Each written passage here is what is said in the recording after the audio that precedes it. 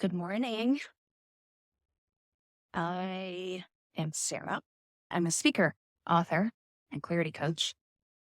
Help women learn how to get safe, stable, and strong after experiencing trauma, betrayal, and abuse. Welcome to my Jesus bubble. This is where I share a gentle, quiet moment that's good for your soul as I'm working through something I'm reading through. Right now, I'm reading through Hinds' Feet on High Places. It's an allegory about leaving behind fear and moving toward freedom and wholeness. The protagonist in our story is a young woman named Much Afraid. Every character is named after their primary trait. And we have just had Much Afraid leave behind the desert, leave behind the plateaus. And once it finally started getting smooth, she went right up to the edge, this massive precipice, and it's called Mount Injury. And now she's just started to climb the precipice. Once on the track, Much Afraid discovered to her surprise and deep thankfulness that it was not nearly so appalling in actual fact as it had seemed in anticipation. Sometimes life is like that, isn't it? The anticipation of something is much worse than the actual doing of it. Steep, difficult, and slippery it certainly was, and also painfully narrow, but the feeling of being securely roped to her strong companions was very reassuring. Also, the cordial of the spirit of grace and comfort which she had just drunk kept her from feeling giddy and faint when she looked over the edge. The thing she most dreaded. Moreover, for the first half hour of their ascent, the rainbow still shone above them, and although the shepherd had disappeared from view, Much Afraid had a lovely sense that he was still close beside them. She did not look down unless obliged to do so, but once, quite soon after they had started, she had to wait in a little niche in the rock, in one of the difficult places when sorrow felt her way forward and suffering waited in the rear. Just then she looked down and felt very thankful indeed that the shepherd had charged them to start the ascent that evening and not spend the night down below. Sitting on the rocks below were all 5 of her enemies, gazing up at them and grimacing with fury and spite. Indeed, as she looked, she was startled to see Self-Pity, who always looked less ugly and dangerous than his companions. He stooped down and picked up a sharp stone which he flung at her with all his might. Fortunately, they were already practically out of reach of stone throwing, but the jagged piece did hit the cliff just below her, and Much Afraid was greatly relieved when she felt Sorrow pull gently on the rope to tell her she could now move forward. She remembered the shepherd's warning, that she was likely to meet these enemies again when the precipice was surmounted, though how they would get up onto Mount Injury she did not know, only that there must be some other way they could use. So the 3 of them climbed higher and higher, while the shadows thrown by the cliffs lengthened over the plain below, and the sun went down in a blaze of glory beyond the desert and the great sea. From the height which they had now reached, they could plainly see the western sea along the shores of which they had traveled for so long. That was the Sea of Loneliness.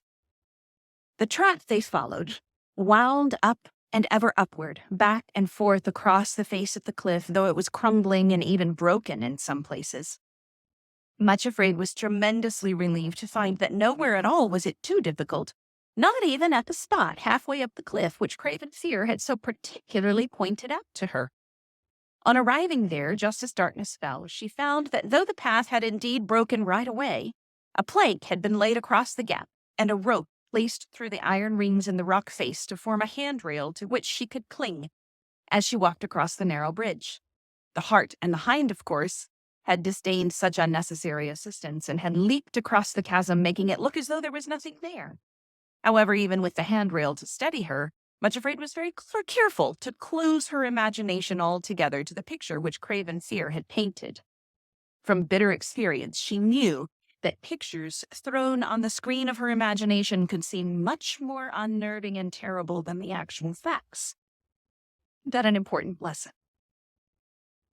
When the plank was crossed safely, they discovered themselves to be in an exceedingly narrow gorge, quite invisible from below. Directly facing them was the very resting place which the shepherd had spoken of, a little cave where they were to pass the night. With a great sense of great relief, and thankfulness she went inside and looked round.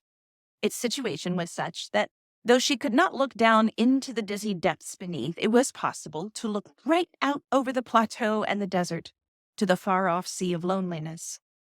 The moon had just risen and was shedding a pure silver light over everything, and the first stars appeared like faint flickers in the darkening sky. In the cave itself, flat rocks had been placed to form rude seats and a table, and on the ground at one side were piled sheepskins on which they could rest. Not far from the cave entrance, a tiny waterfall trickled down the cliff, and they went to it in turn and refreshed themselves. Then sorrow and suffering produced 2 packages of bread and dried fruits and nuts, which the shepherd had given them at the foot of the ascent. With these they gladly satisfied their hunger, and then, overcome by weariness, they laid themselves down in the cave and fell into dreamless slumber. Much Afraid woke with the first light of dawn, and getting up, walked to the entrance of the cave. In the cold light of early morning, she could not help telling herself that a scene of utter desolation lay before her. As far as the eye could see, nothing but empty plain and sea, with lowering cliffs above her and jagged rock below. The pleasant wooded country which they had left was out of sight, and in all that vast area upon which she looked, she saw not a single tree, and scarcely a stunted bush. How desolate, thought Much Afraid, and these rocks beneath look very cruel indeed, as if they are waiting to injure and destroy anything which falls upon them. It seems as though nothing can grow anywhere in all this barren waste. And just then she looked up at the cliffs above her head and started with surprise and delight. In a tiny crevice of the rock, where a few drops from the trickling waterfall could occasionally sprinkle it, was a single plant. It had just 2 or 3 leaves and one fragile stem, almost hair-like in its slenderness, and grew out at right angles to the wall. On the stem was one flower, blood-red in color, which glowed like a lamp or a flame of fire in the early rays of the sun. Much Afraid stared at it for some moments, noticing the wall which completely imprisoned it, the minute aperture through which it had forced its way to the light, and the barren loneliness of its surroundings. Its roots were clamped around by sheer rock, its leaves scarcely able to press outside the prison house, yet it had insisted upon bursting into bloom, and was holding its little face open to the sun and burning like a flame of joy. As she looked up at it, Much Afraid asked, as she had in the desert, "What is your name, little flower? For indeed I never saw another like you."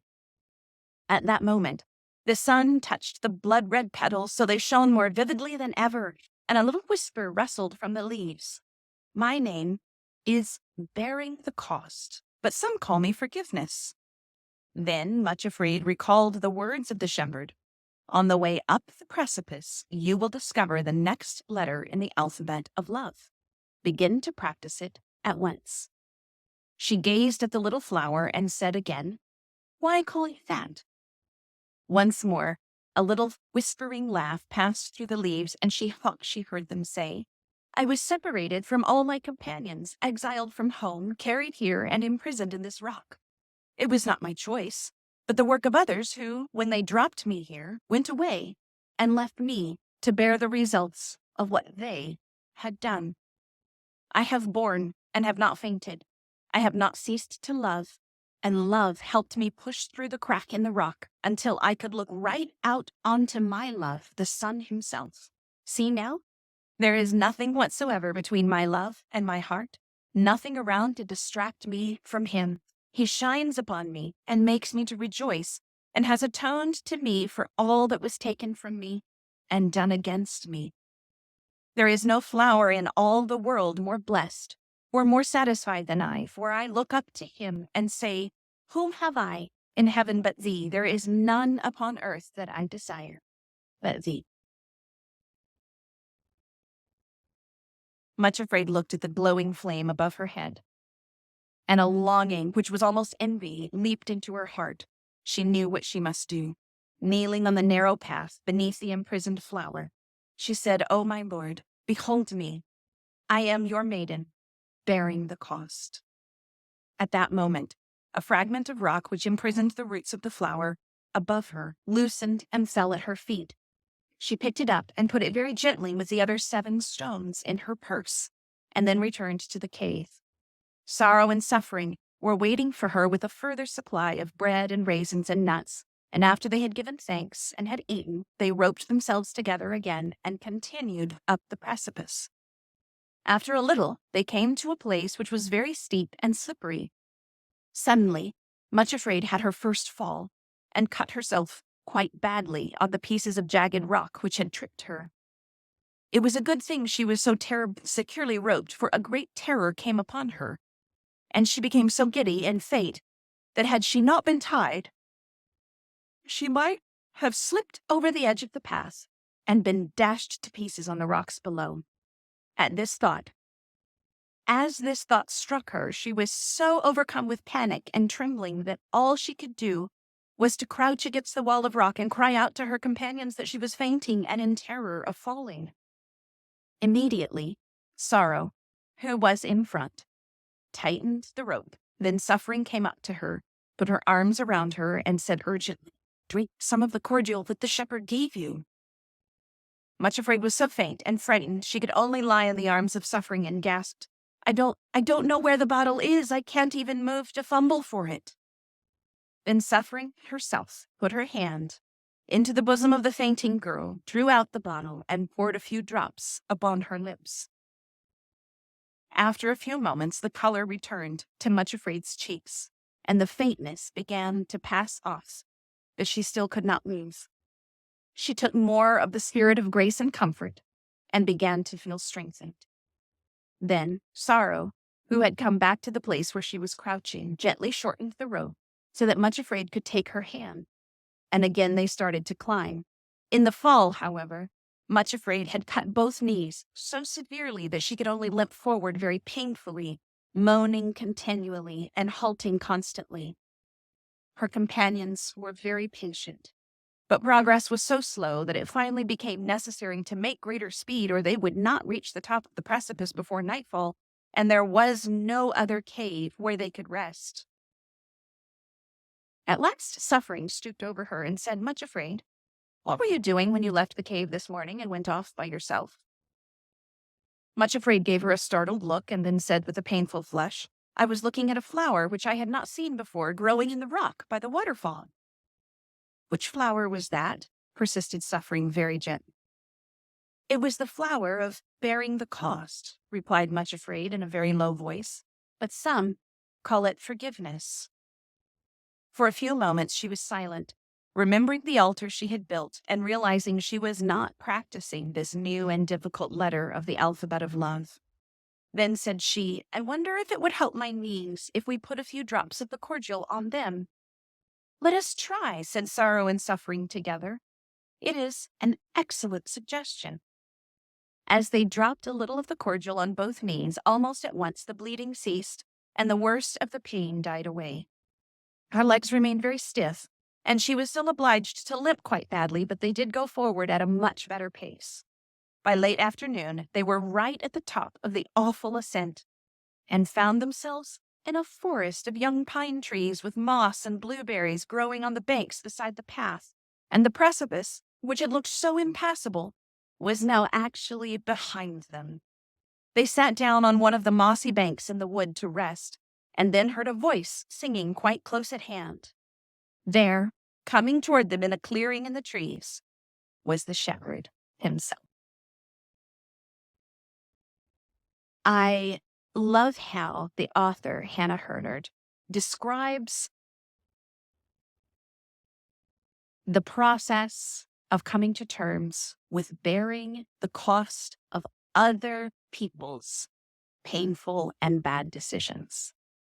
If you've been through betrayal, if you've been abandoned, if you've felt abuse, you know how much sense of injustice and unfairness and outrage there is that you are left traumatized and recovering and bearing the cost of someone else's decisions. And I love how this story describes that and also describes the beautiful opportunity we have, no matter what others have done, where we are bearing the cost, that we have the space and the freedom to make a decision about how we will handle it and how we will live. Because that's a decision each of us who have been through these things have to make every single day. So if you've been struggling, limping along with this, I would be thrilled to work together with you. My monthly group coaching club called The Scoop is a fantastic place to start. And I will drop a link to it right underneath. Now, I would also love to hear from you what your thoughts are, how this resonates with you. And if you loved it, pass it on, share it to a friend, tag a friend underneath. I'll see you tomorrow.